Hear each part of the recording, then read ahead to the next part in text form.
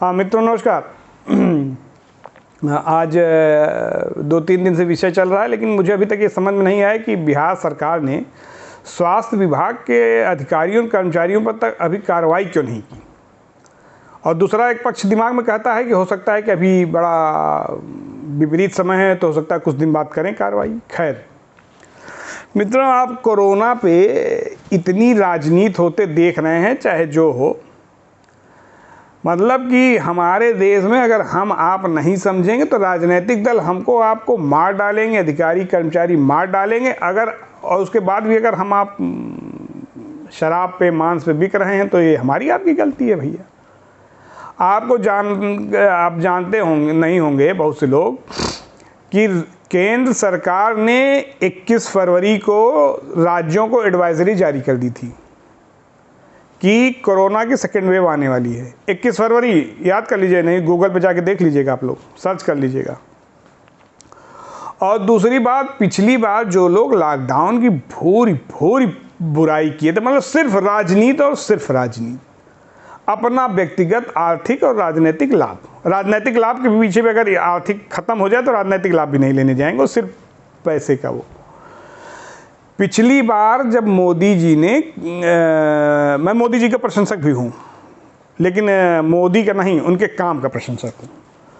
मोदी जी ने जब इस देश में ऑक्सीजन की कोई वो व्यवस्था नहीं थी, कोई कोरोना को जानता ही नहीं था क्या है कोरोना के बारे में, न कोई दवाई थी, न कोई इंजेक्शन था, न कोई सपोर्टिंग मेडिसिन, न कोई डायरेक्ट मेडिसिन। तो जैसे ही कोरोना होली के बाद फैला, उन्होंने सीधा एक काम किया, लॉकडाउन लगा दिया और कोरोना की चेन ब्रेक हो गई। और उसमें कुछ थोड़ा बहुत हुआ। अब वो भीषण टीवियों पे राजनीति, टीवी चैनल भी इसमें बड़ी भूमिका निभाते हैं। टीवी पे राजनीति शुरू हो गई, ये किया, वो गरीबों का, वो अमीरों का, और ये सब के सब अमीरों के दलाल हैं, ये जान लीजिए। और पिछली बार का कैजुअलिटी रेट देख लीजिए, और इस बार जबकि oxygen, mask, sanitiser, injection, supporting तमाम medicine, ventilator kit, PPE kit, ये तमाम व्यवस्था होने के बाद भी केंद्र ने 21 फरवरी को एडवाइजरी जारी कर दी कि भैया ये सब हमसे लो और एक सावधान हो, कोरोना की दूसरी वेव आने वाली है। सब अपना राजनीति का है, किसी को परवाह नहीं, सब तो एक कागज आया गया, हमसे क्या मतलब। जब राजनीति आएगी, चुनाव के समय तो राजनीति करेंगे, जनहित किसी का उद्देश्य तो होता नहीं। और ये आप जान लें कि आप गूगल पे सर्च एक बार अवश्य कीजिएगा मेरे कहने पे कि 21 फरवरी को एडवाइजरी जारी किया था नहीं केंद्र सरकार ने। और उस समय पंजाब में किसान आंदोलन के नाम पे राजनीति करते रहे लोग और नेतागिरी चलती रही। और आपको जान के आश्चर्य होगा कि भीषण कोरोना फैला, एक महिला के साथ कुकर्म हुआ, तमाम भीषण कोरोना फैला है जो किसान आंदोलन कर रहे हैं। इसको फिर टिकैत को जगह जगह, पश्चिम बंगाल गया, चुनाव किसान नेता है, पश्चिम बंगाल गया नेतागिरी करने, हर जगह अपना नेतागिरी, इसको एक प्लेटफॉर्म मिल गया। खैर दूसरी चीज़, एक चीज़ मित्रों ये कहना था कि आप एक चीज़ देख लीजिएगा, इस बात को ध्यान सनद रहे कि ये जितने भी, जो एक राजनीतिक दल जो लगातार कहता था कि हम दिल्ली वालों को सब फ्री में देंगे, हमें केंद्र से कुछ नहीं चाहिए, हमें ये वो नाटक करता रहा और बताता रहा कि मैं मोहल्ला में क्लिनिक खोल दिया हूँ, मोहल्ला क्लिनिक, और उसके यहाँ बुरी स्थिति हुई।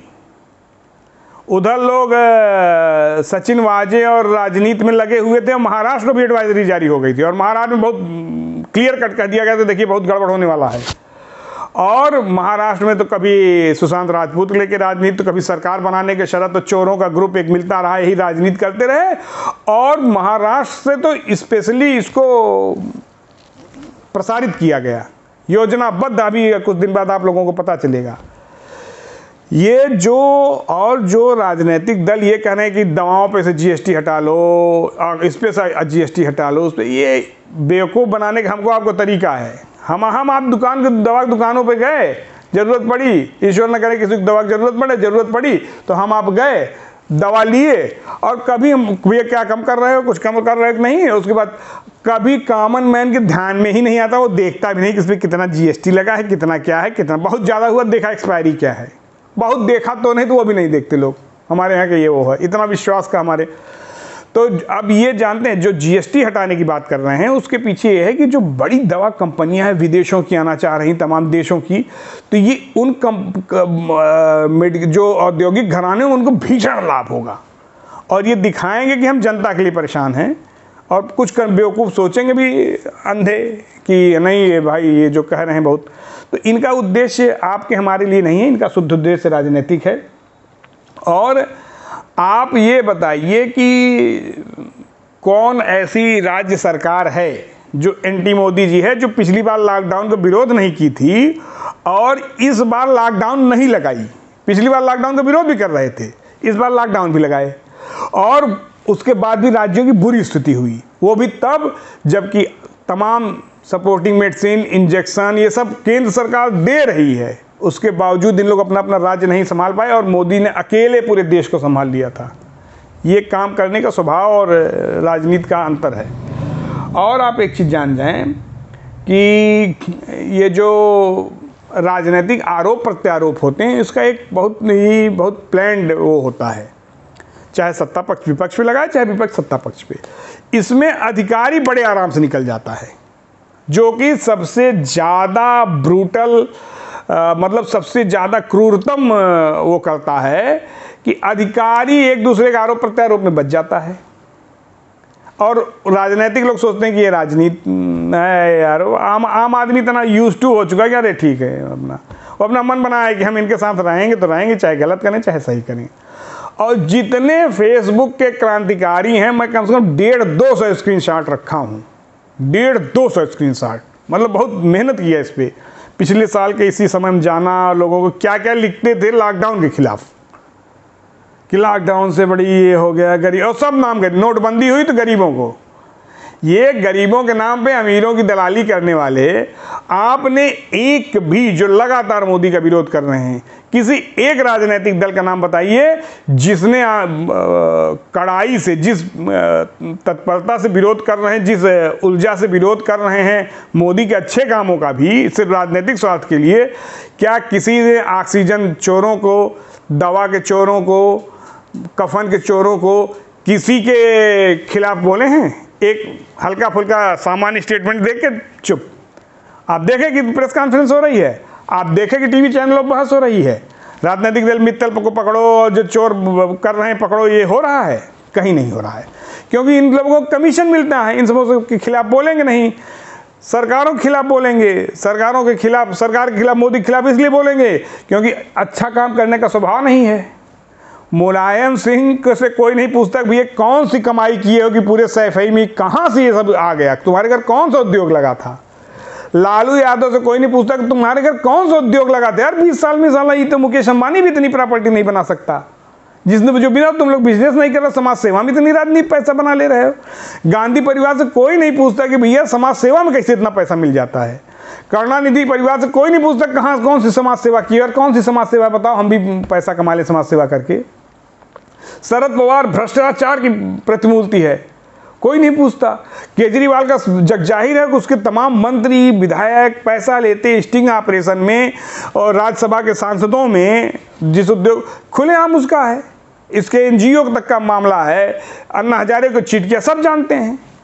लेकिन एक वर्ग विशेष के लोग इनको वोट देंगे क्योंकि उनको देश में अच्छा काम नहीं चाहिए, और कुछ जाति भावना से पीड़ित लोग दे देंगे।